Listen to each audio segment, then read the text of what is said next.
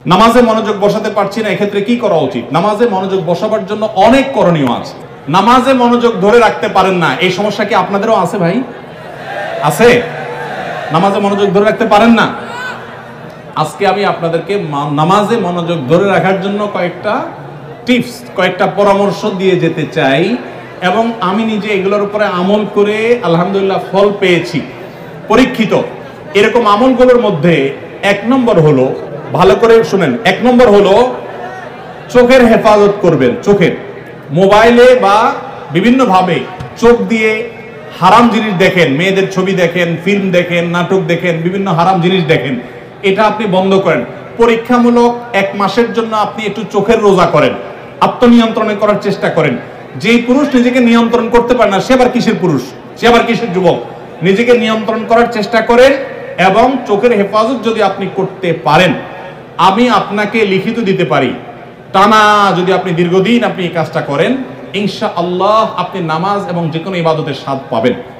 শুরু করবেন অন্তত। দ্বিতীয়ত, হারাম উপার্জন ছাড়তে হবে। কি ছাড়তে হবে? হারাম খাওয়া ছেড়ে দেন, হালাল খাওয়ার গ্রহণ করেন, এটাও ইবাদতে মনোযোগ সৃষ্টি করতে সহযোগিতা করে। তৃতীয়ত, নামাজের জন্য বিশেষ করে বলতে চাই, এই যে পয়েন্টটা এখন বলতেছি নামাজের মধ্যে, এইটা যদি করেন আর আপনি মনোযোগ না আসে, আপনি আমাকে ব্যক্তিগতভাবে জানায়েন যে আপনি ভুল বলে আসছেন। আমি আলহামদুলিল্লাহ এটার উপরে নিজে 100% উপকারিতা পেয়েছি, অনেকের পরামর্শ দিয়ে তাদের মধ্যে উপকারিতা পেয়েছি। সেটা হলো, নামাজের টাইমিংটা বাড়িয়ে দেন, অর্থাৎ দীর্ঘ সময় নিয়ে নামাজ পড়েন।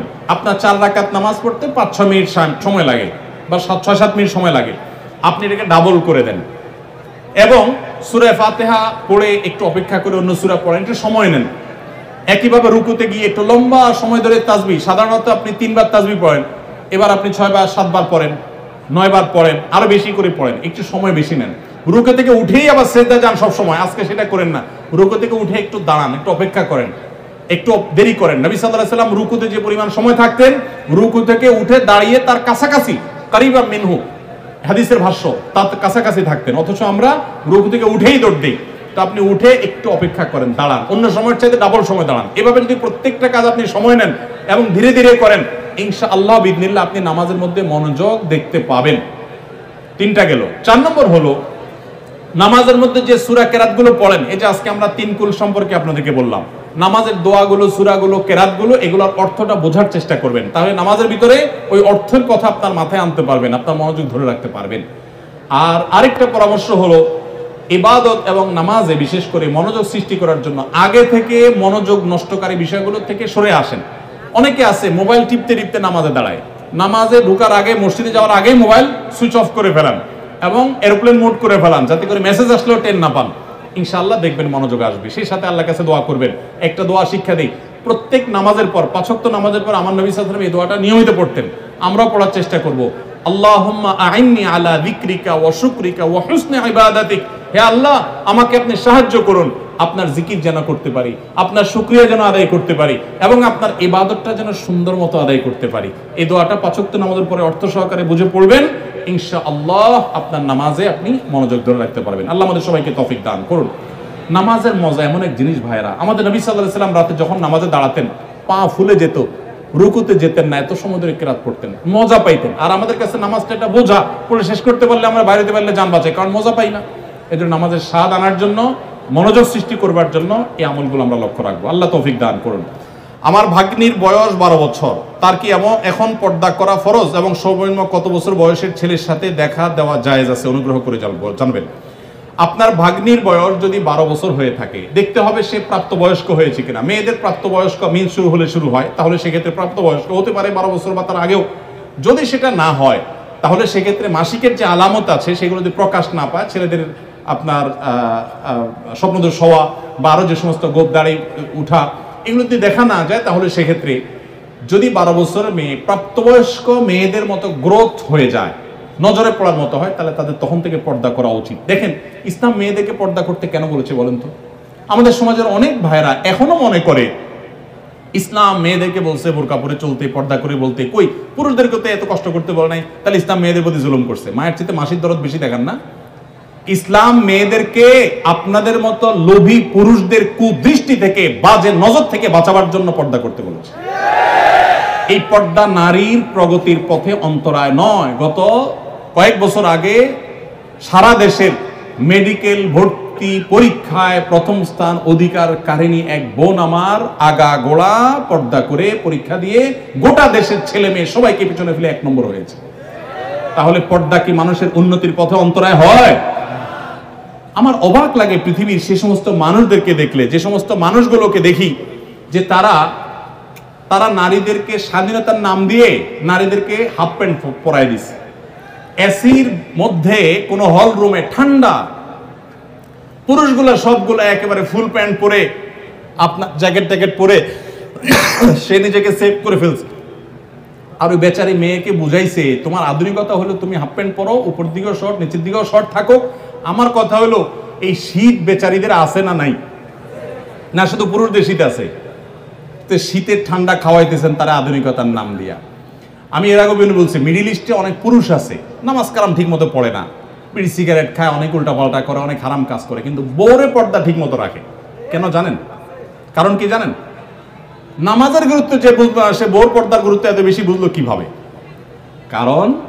কারণ হলো সে জানে একজন নারীকে খোলামেলা ভাবে যদি বাহিরে পাঠানো হয় বা পুরুষদের মধ্যে তিনি যদি আসা যাওয়া করেন, বেশিরভাগ পুরুষরাই তাকে নিয়ে মনে মনে কি চিন্তা করে? কি চিন্তা করে? খারাপ চিন্তা করে। আপনাদের মনে এরকম কোন খারাপ কিছু চোখে পড়লে মনে খারাপ চিন্তা আসে? আসে না? আসে। তাহলে তো আপনারা স্বীকার করছেন। তাহলে আপনি যদি আরেকজনের মেয়েকে খোলামেলা বা একটু অশ্লীল পোশাকে দেখার পর আপনার মনে বাজে চিন্তা আসে, এবার আপনার বোন, আপনার স্ত্রী, আপনার মা যখন বাহিরে যাবে তাকে যদি খোলামেলা পোশাকে আপনি যেতে দেন, তাহলে অন্য সব পুরুষরা কি চিন্তা করবে? আপনি নিজে কি চিন্তা করেন এরকম মেয়েদেরকে দেখে সেটা চিন্তা করেন। ইসলাম সেজন্য পর্দার কথা বলেছে। এটা আমার মা বোনদের মর্যাদা রক্ষা করবার জন্য বলেছে, আর কিছু না। যত মূল্যবান জিনিস তত বেশি সংরক্ষণ করা হয় যাতে লোলুপ কোনো দৃষ্টি সেখানে না পড়ে। আল্লাহ আমাদেরকে পর্দার গুরুত্ব বোঝার তৌফিক দান করুন। শুনেছি মোহর দেওয়া ব্যতীত মেয়েকে স্পর্শ করা হারাম। তাহলে যদি মেয়ের বাবা বা মেয়ের পরিবারের লোক এই পরিমাণ মোহর ধার্য করে যে ছেলের পক্ষে দেওয়া সম্ভব নয়, তাহলে এই অবস্থা ছেলের করণীয় কি? হ্যাঁ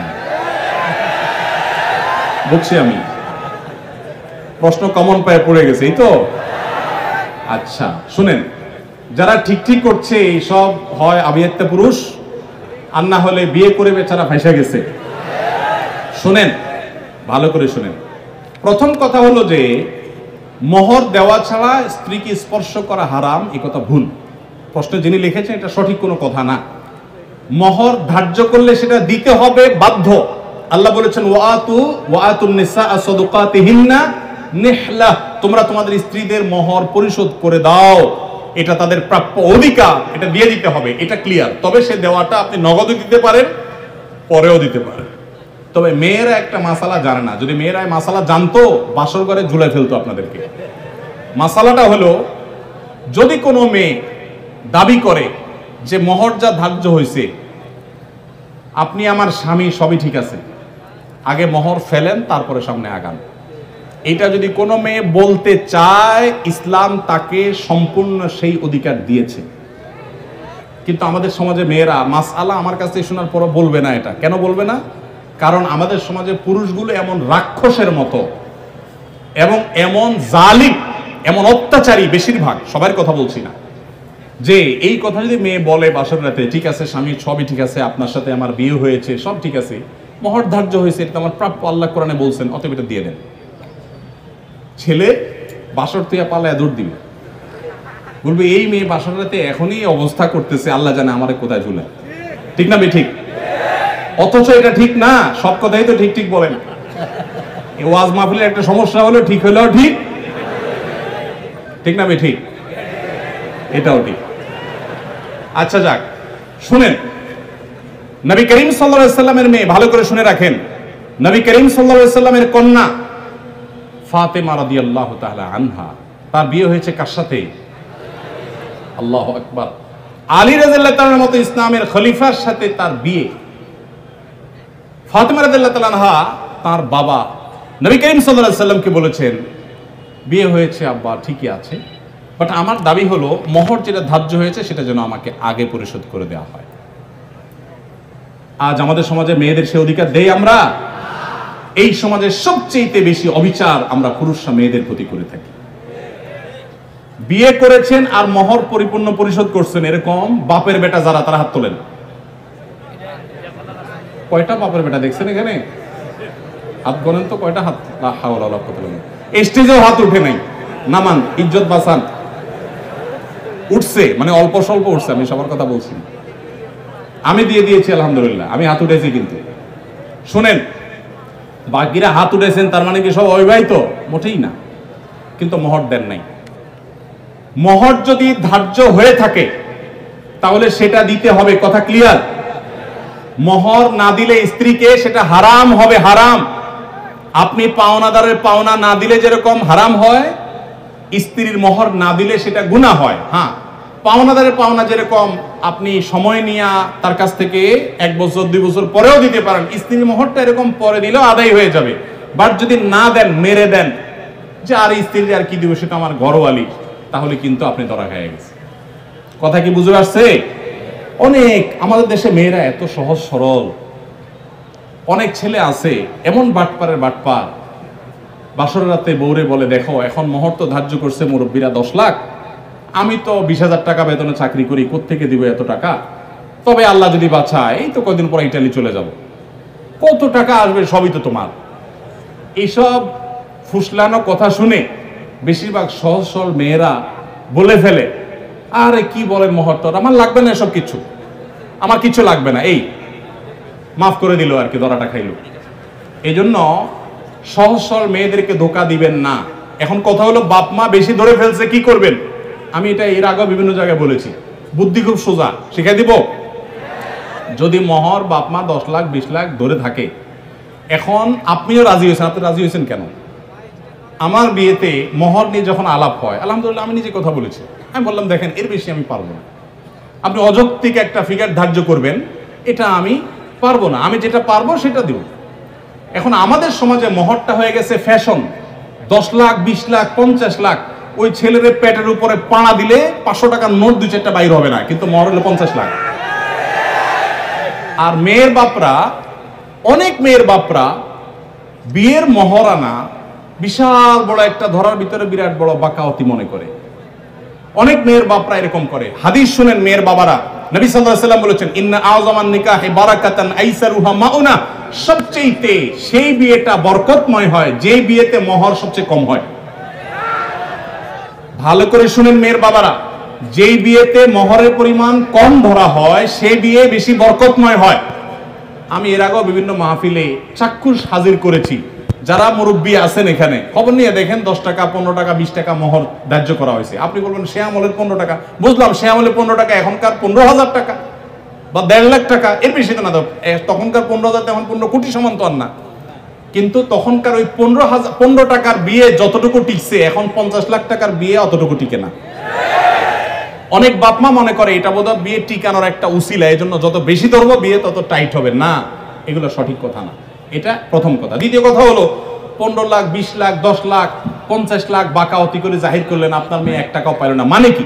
যতটুকু ধার্য করা হবে ততটুকু দিতে হবে।